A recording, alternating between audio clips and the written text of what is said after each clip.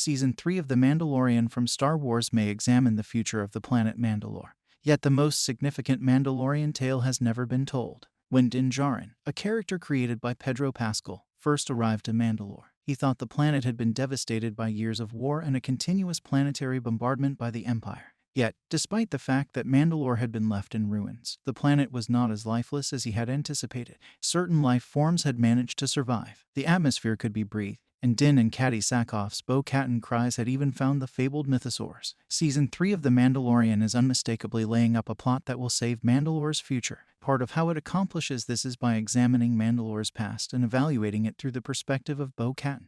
Because she was instrumental in splitting the Mandalorians and making them susceptible to the Empire, Bo-narrative Katan's is a sorrowful one. In actuality, she was looking for the Darksaber to seek forgiveness as well as to rebuild Mandalore. The narrative that seems to have been the catalyst for all of this, the one that sent Bo-Katan and her sister Satine down quite divergent roads, has strangely never been revealed in Star Wars. Duke Adonai Kryze, the leader of the royal Mandalorian House Kryze and the ruler of Mandalore, was identified as Bo-Father Katan's in The Mandalorian Season 3, Episode 2. Unfortunately, he was murdered, and the Mandalorians engaged in a civil war as a result of his passing. Although the exact circumstances of Adonai's passing are unknown, given tie-ins and other evidence, it is conceivable to date it to a period of time around 38-40 years before the Battle of Yavin. It appears to have had a significant effect on his two children, with Bo-Katan adopting pacifism while her sister becoming more conventional and aggressive. The year after Adonai Kryze's passing was challenging for Mandalore because a civil war broke out. Master Qui-Gon Jinn and his Padawan, Obi-Wan Kenobi, were dispatched by the Jedi Council to guard Sabine. Qui-Gon watched in pleasure as the initial quarreling blossomed into love between Obi-Wan and Satine.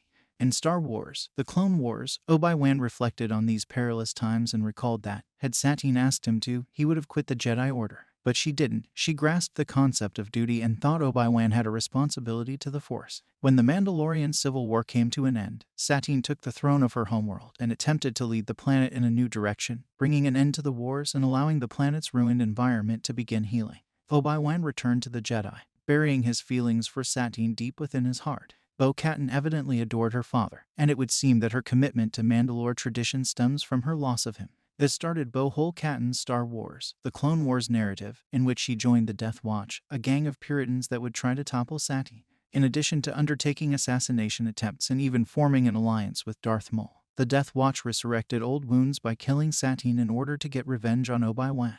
In Star Wars, The Clone Wars Season 7, Maul was deposed thanks to Bo-Alliance Katans with the Republic. Sadly, the Siege of Mandalore occurred simultaneously with the events of Star Wars, Episode 3, which was the very worst conceivable timing.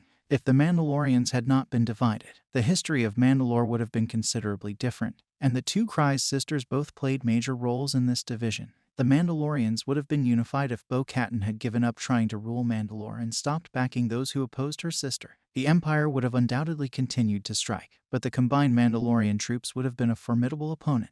All of this conflict stems from the murder of Duke Adonai Kryze. Duke Adonai Kryze's passing put Mandalore on the course depicted in Star Wars, The Clone Wars, Star Wars Rebels, and the newest installment, The Mandalorian. Interestingly, neither the Disney canon nor the old Star Wars expanded universe have ever conveyed this narrative. This is more surprising given the significant roles that Skywalker saga heroes Qui-Gon Jinn and Obi-Wan Kenobi played in the events that followed the assassination.